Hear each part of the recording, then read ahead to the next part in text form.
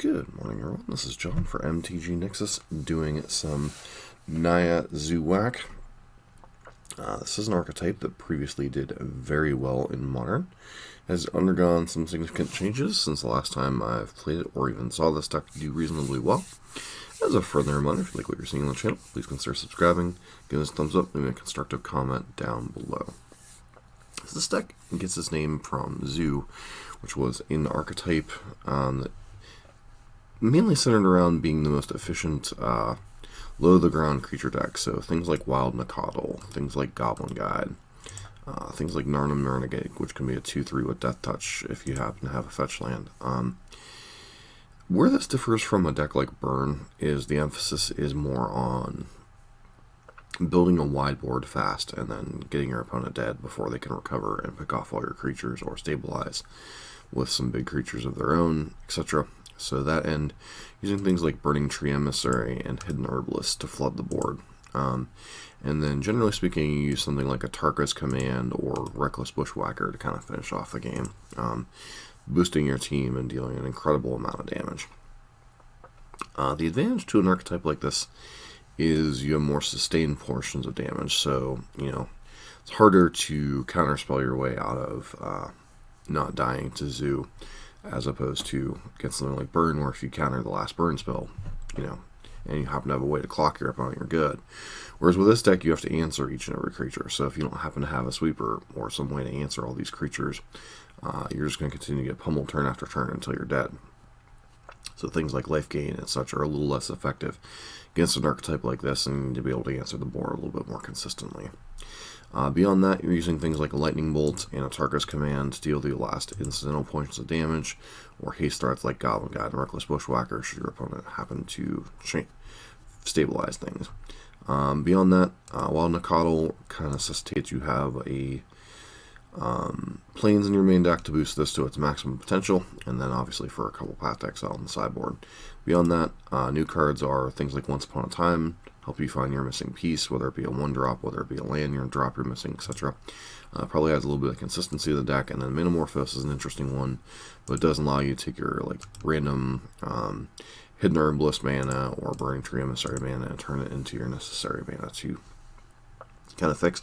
And also kind of helps to get you to a smaller deck size, which is important in a deck that's trying to not draw its way to victory. Another addition, obviously, is Heck Drinker, which in the mid-late game you can pump up to kind of be a bigger threat.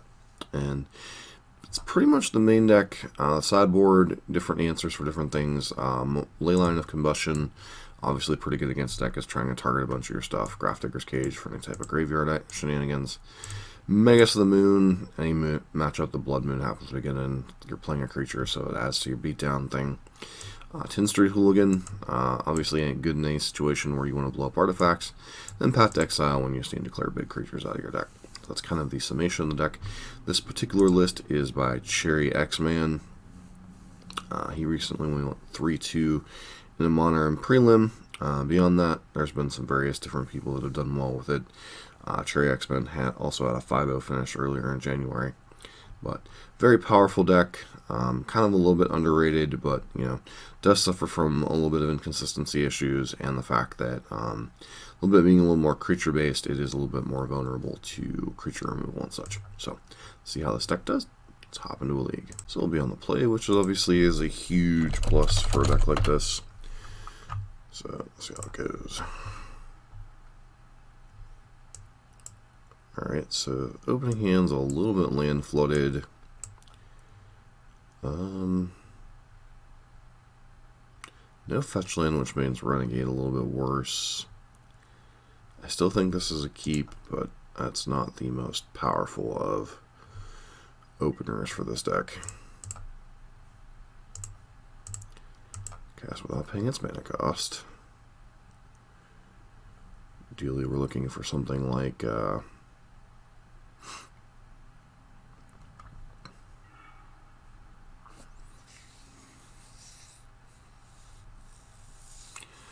well, these cards are kind of garbage, honestly, without a fetch land. Like Hex Drinker would be fine. Bushwhacker, okay down the line. Nakatl adds to the battlefield quite nicely. I think it's between Bushwhacker and Nicodle. Herbalist obviously is a lot worse in the face of with no fetch land, because I do believe this one requires a fetch land revolt to be good. So I think for right now I just take Nicodle.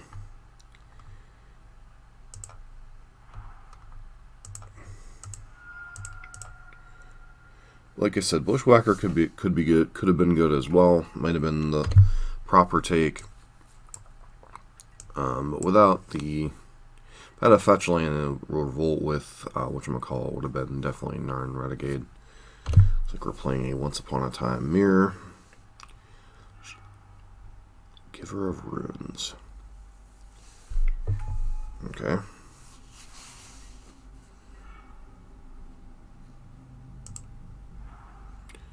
So I could play Narn Renegade this turn, but I think I just want to kill Giver of Runes.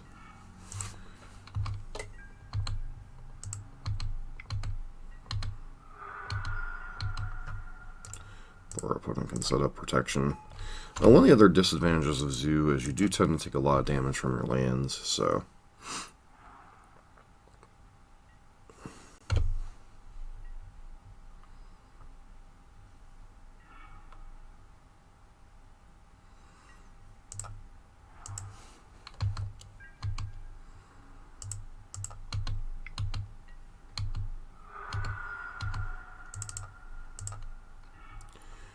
grab that.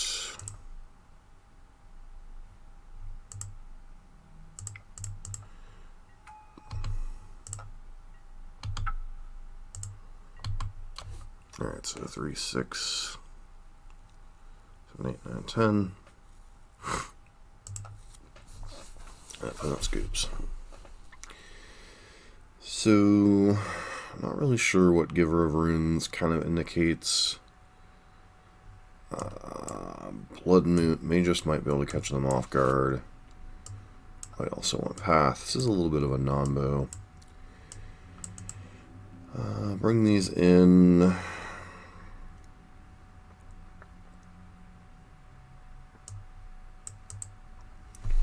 Does make me wonder what cards are not good in this matchup, though.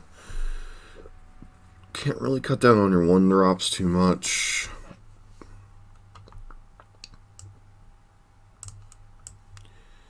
You have a couple of Herbalists and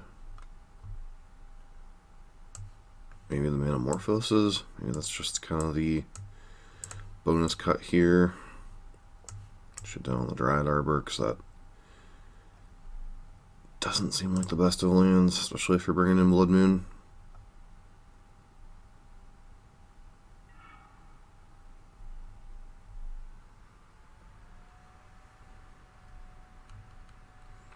It's possible I shouldn't have been bringing in Blood Moon on the draw anyway. This hand is very land heavy, but I think it might be alright. Especially on a draw against an opponent mulliganing.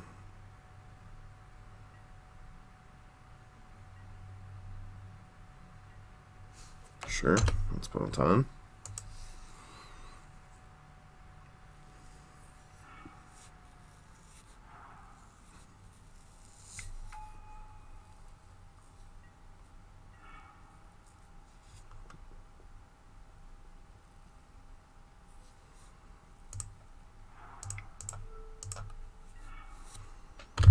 Still not 100% sure what we're up against here yet.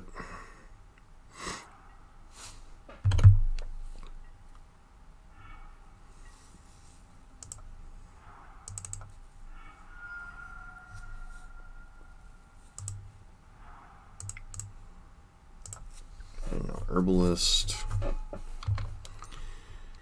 Into Renegade. Obviously we're not getting on the battlefield with Goblin God, which could come back to bite us a little bit, but I guess we'll see.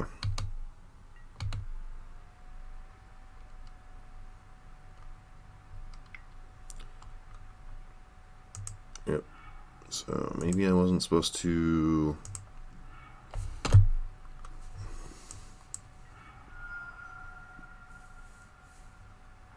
fetch there. Type of Abzan build, interesting.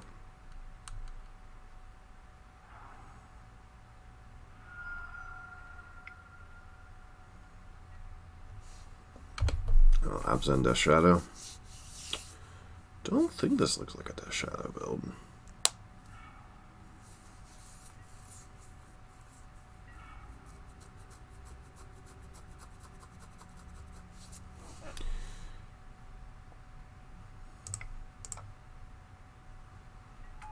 This is the other kind of downside of this build, is simply the fact that we don't have enough burn spells and stuff to leverage a gummed up board. So you get into the mid game here and your opponent has a board position like this, the game's just pretty much over.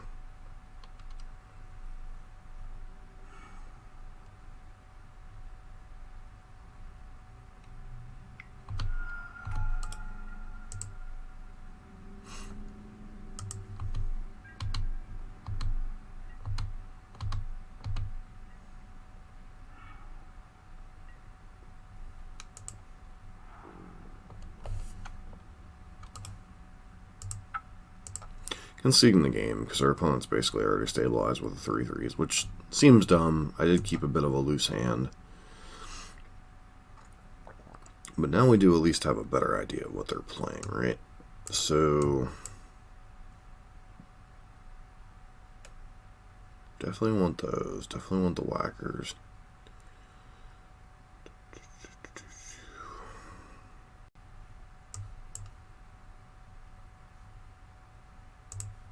Try it like that.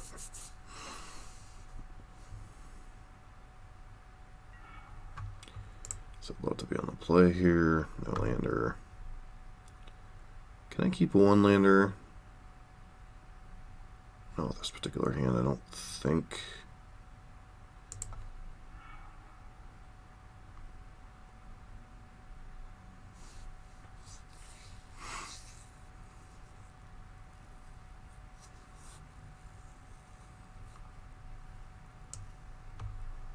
I think this hand's fine-ish.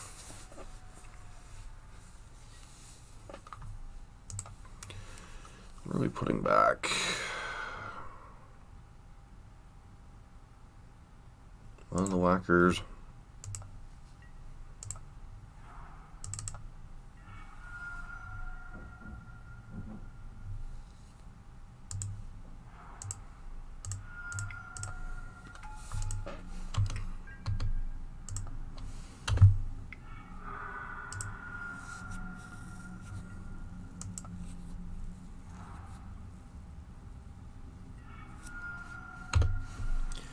Seems like this deck has a lot of one drops for whatever it is.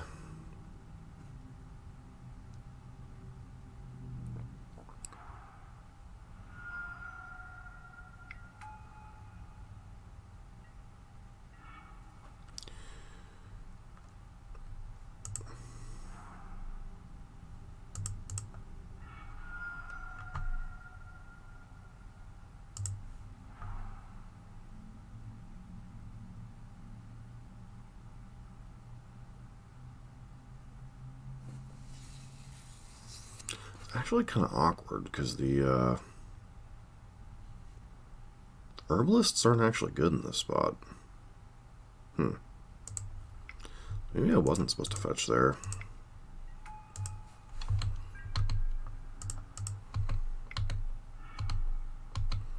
Oh, their spike feeder combo. Delightful.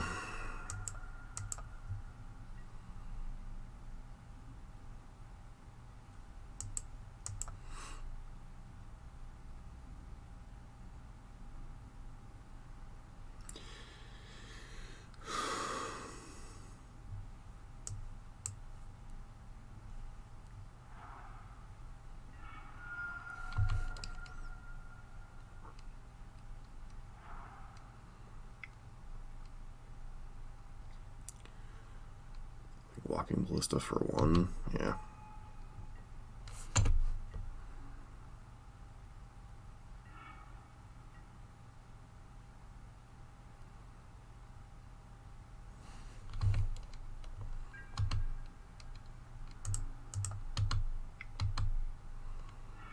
Trigger. Trigger.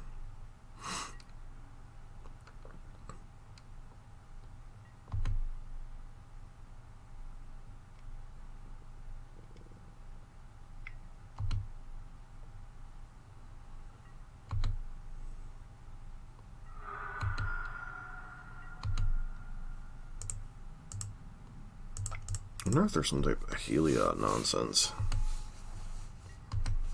Guess that would make some amount of sense, right?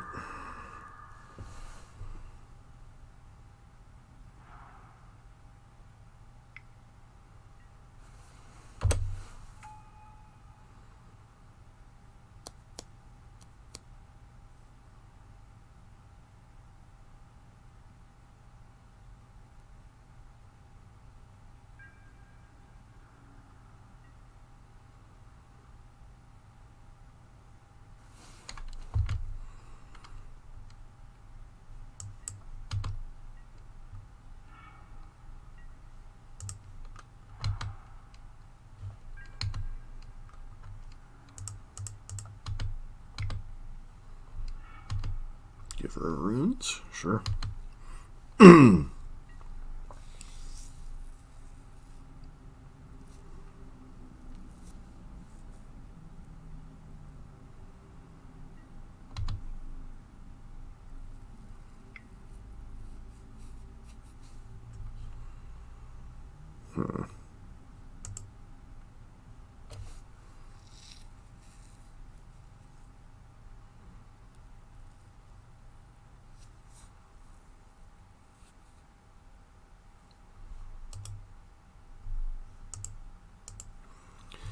Might as well give my creatures +1/+1 and deal 3 damage.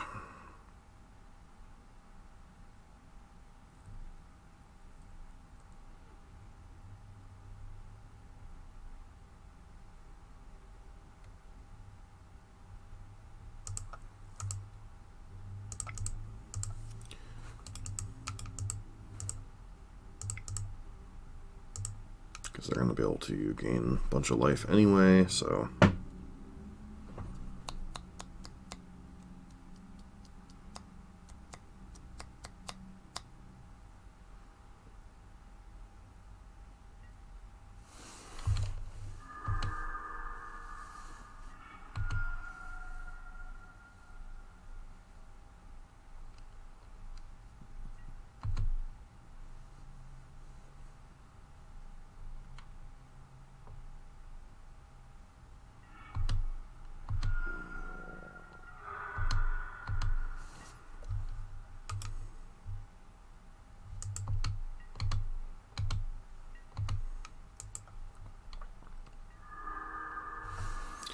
That's at 4, but basically a virtual 6. Wow.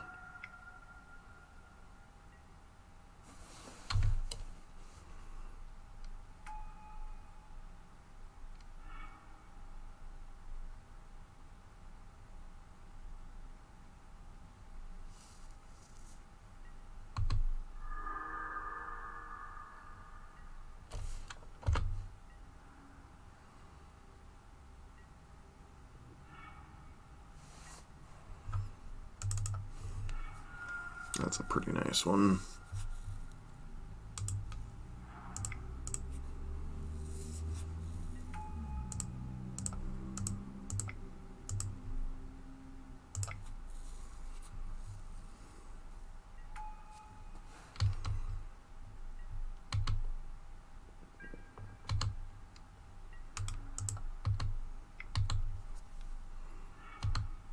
I think this is going to be annoying if they survive this turn.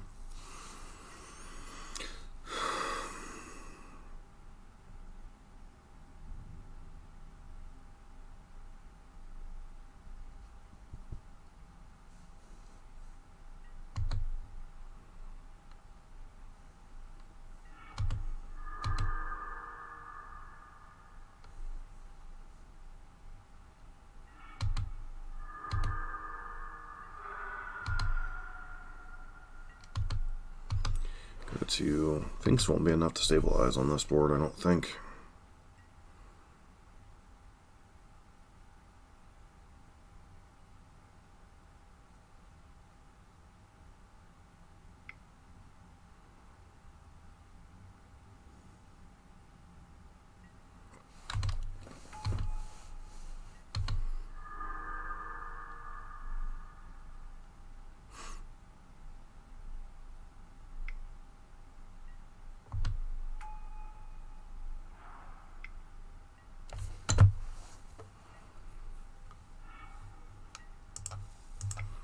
That just kind of cinches it as even more damage.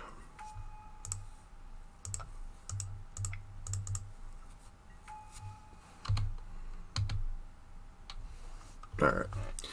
Nice outing against probably one of the not great matchups for a Zoo deck. Even a slower to develop mid-range deck could be a problem for something like Zoo. So anyways, on to the next match. Hey, we're back for match number 2. We're on the draw here. This hand is perfectly reasonable. Get to really leverage Burning Tree into double things here. So, on the draw, unfortunately, but on the play, this hand would be kind of insane. We get to play all 4 of these spells. So,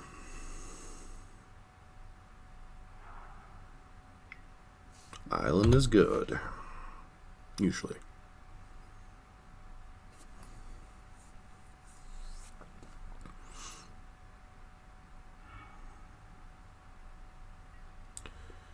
Another land, not so much. We get Stomping Ground's probably fine here.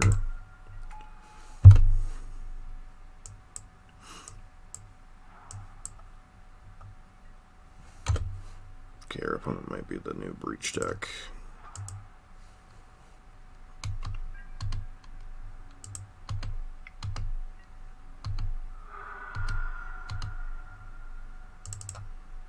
Missed a point of damage there, unfortunately.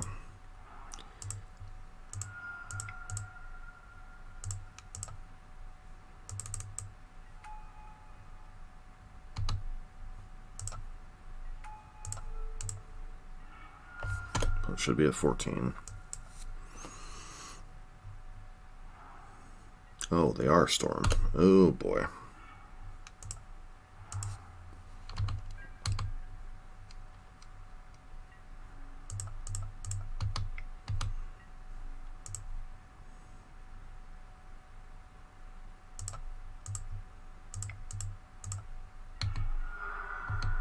The 2, hopefully we don't die.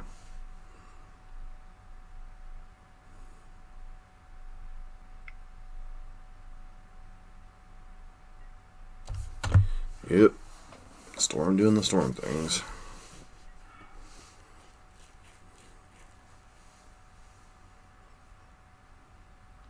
Even if they just make a bunch of goblins, it's annoying. Okay.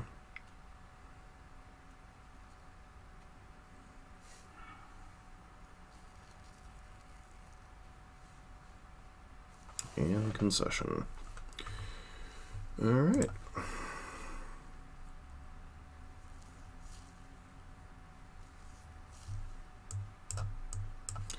Bring in Cage. Shiva Once Upon a Time. Maybe a Manamorphose. And the Dryad Arbor. Not a huge fan of Dryad Arbor in these lists, I don't think. Kind of awkward.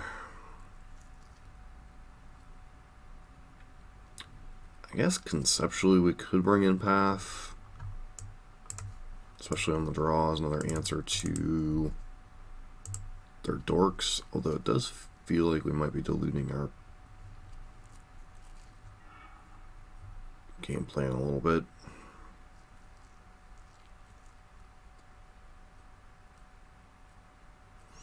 Once again, that point of damage that I missed actually could have been relevant.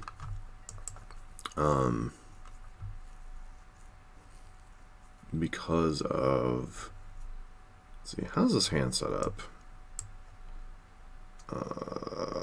Yeah, it's definitely a keep.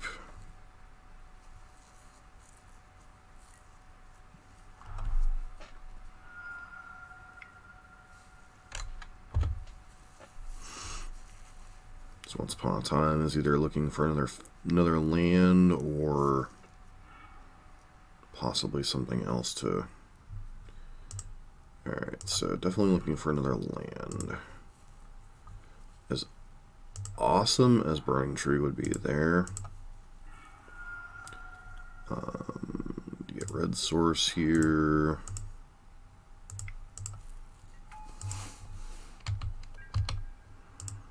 I think we might actually be setting up a turn 3 kill potentially, if we're not dead ourselves. It's going to run out dork.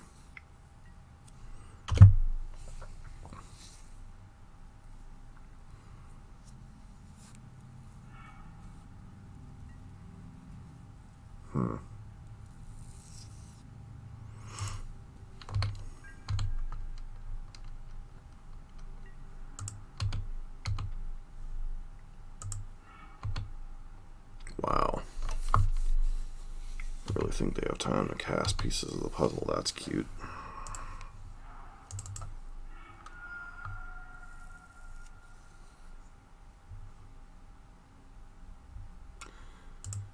A Sacred Foundry here.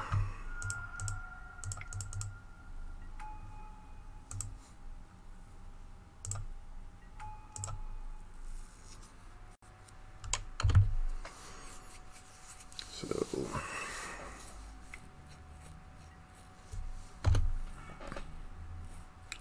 do we have lethal next turn?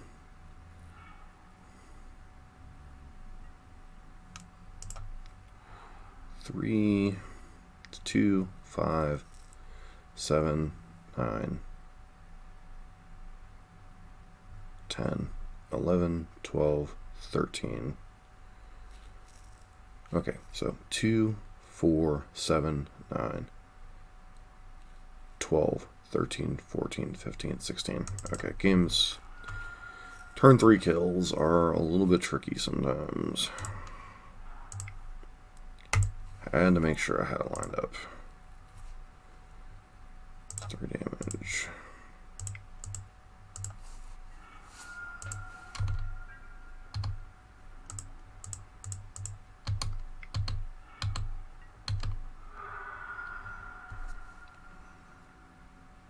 GG.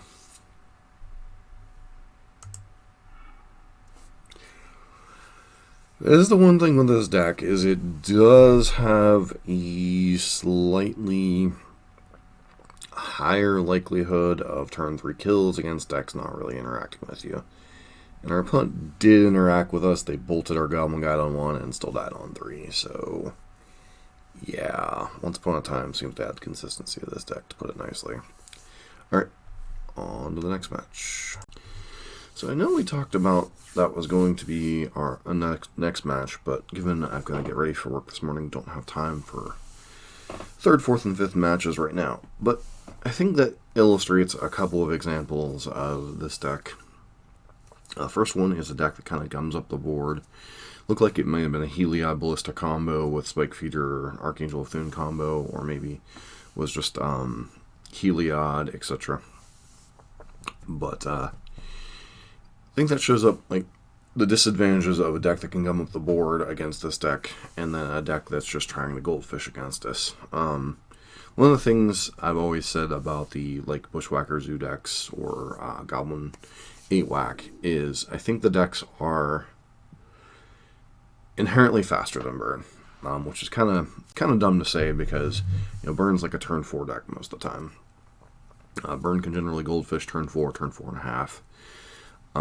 Can sometimes goldfish turn 3, but Zoo, if it hits one of its, Hidden Herbalist draws with Bushwhacker or Burning Tree Emissary with Tarkus Command, that kind of stuff.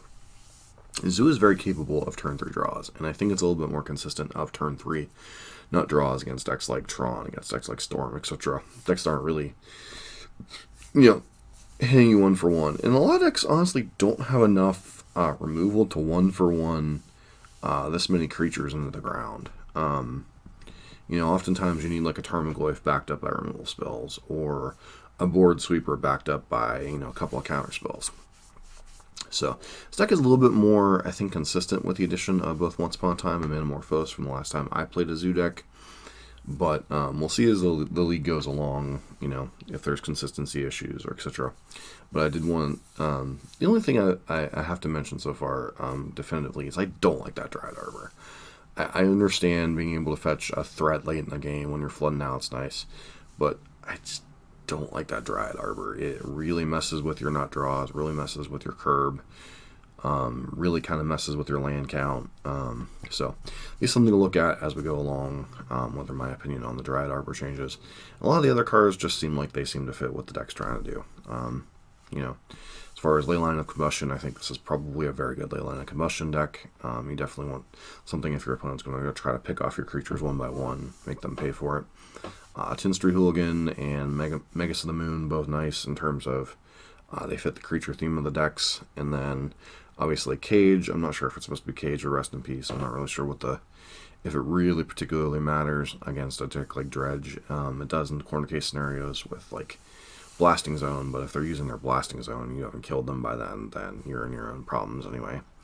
And then Path's just a necessary evil when you're playing a creature deck trying to get through other bigger creatures. So it was a quick wrap up this morning. Sorry if it's a shorter video, but I did want to get a video out this morning. And unfortunately, with the way the work has been setting up with both have to take my girlfriend to work earlier and work itself, I just haven't had the time to put out as many videos as I would like. But we're making do with what we have. So if you like the channel, please consider subscribing, thumbs up, leave a constructive comment down below.